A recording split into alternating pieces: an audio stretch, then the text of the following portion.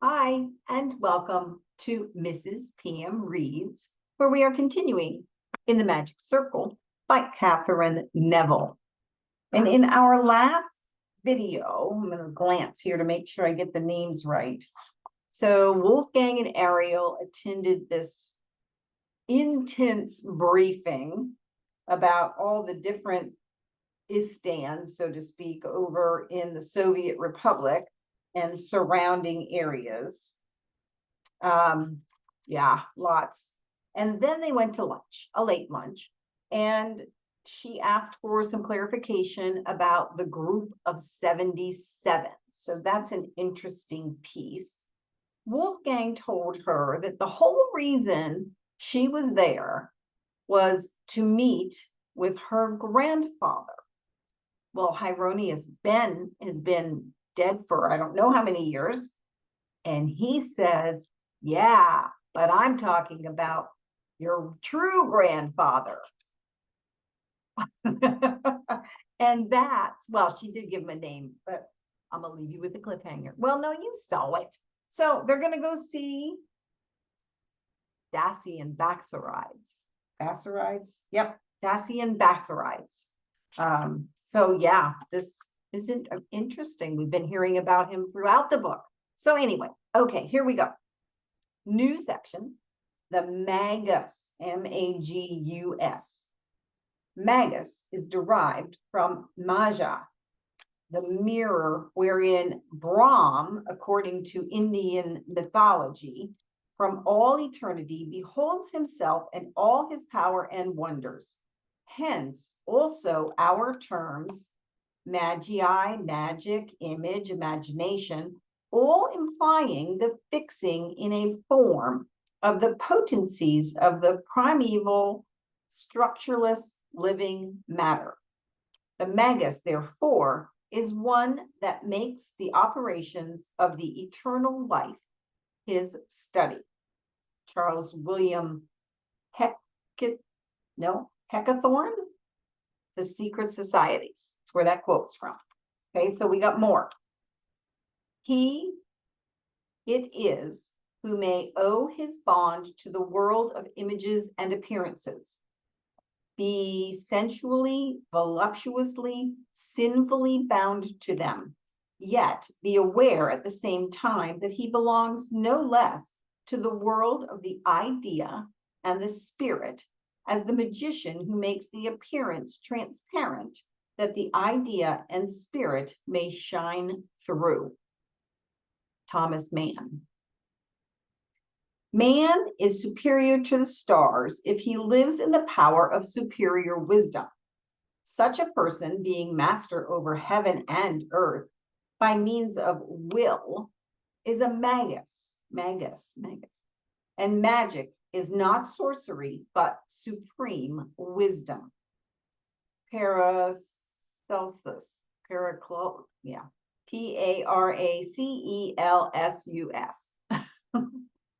Paracelsus.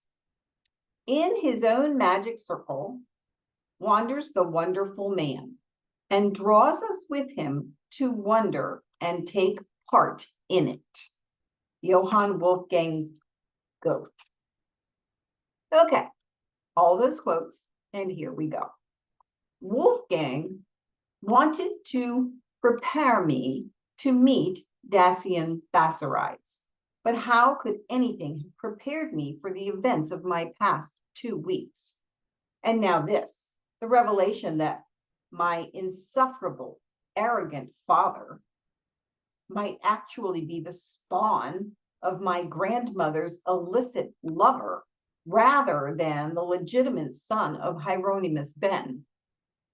As we headed through the maze of cobbled streets to the Café Central, Wolfgang seemed to understand I needed a little peace and quiet. I was fed up with all these surprises about my awful family, and it hardly helped that every new fact raised a new question.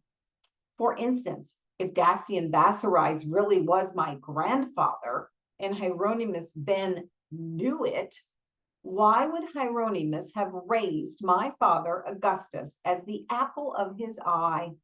preferring him not only to his stepson Laugh, but to his own legitimate children, so in earnest too.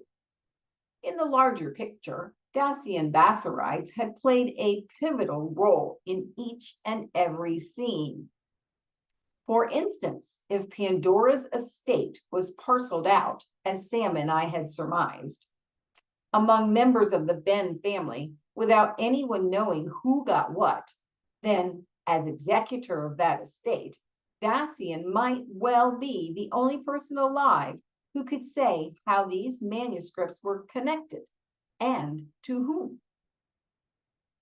I recalled that when Uncle Laugh gave me his version of the family saga, he described Dacian as his own early violin teacher, Pandora's handsome young cousin who'd let them ride the carousel at the Prater and who'd later accompanied Pandora with her friend Lucky and the children to the Hofburg to view the spear of Charlemagne and the sword of Attila the Hun. That was the basic story without filling in any blanks. One blank, however, might be a connection Laugh had failed to make. Based on his eyewitness account, during that Prater merry-go-round, Dacian seemed on as intimate terms with Lucky as Pandora herself was.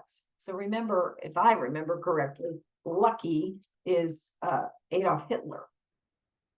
Then later at the museum, it was his unobtrusive but well-timed questions about these other objects you seek that elicited what Hitler thought the sacred items were, platters and tools and such, and revealed how and where he'd conducted his search for them. Ooh, interesting.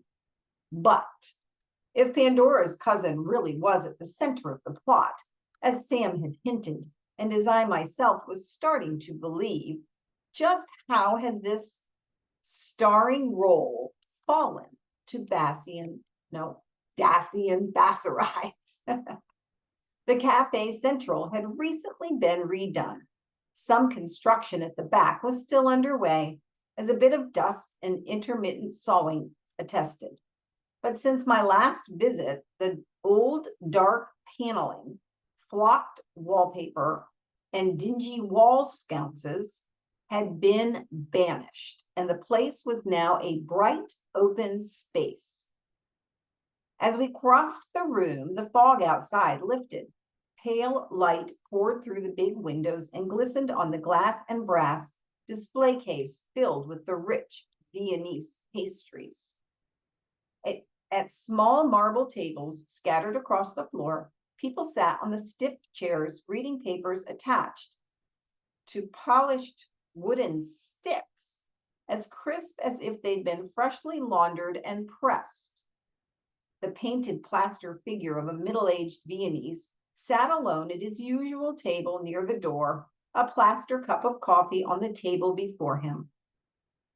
Wolfgang and I crossed to the raised dining area in back, where tables in open booths were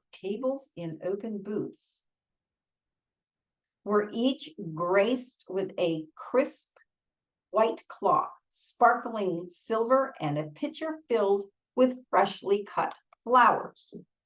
The maitre d' led us to ours, removed the reserve sign, and took our orders for wine and bottled water.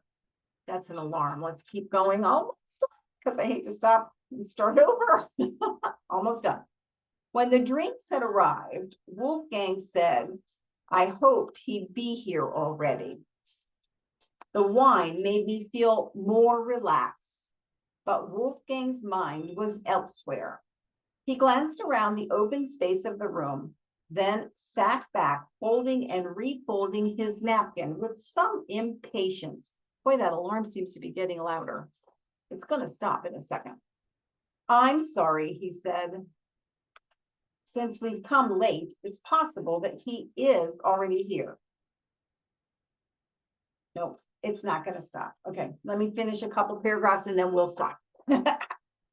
Let me try to find out. Meanwhile, Why don't you order some appetizer or fish for us to begin with? I'll send the waiter to you." Standing, he looked around once more, then he left me alone at the table. And we're going to stop there. And I'm sorry, depending on how bad it sounds, I may re-record. If it's just a little annoyance, I'll keep it like this. I hope you have a wonderful day, and I'll see you next time. Bye.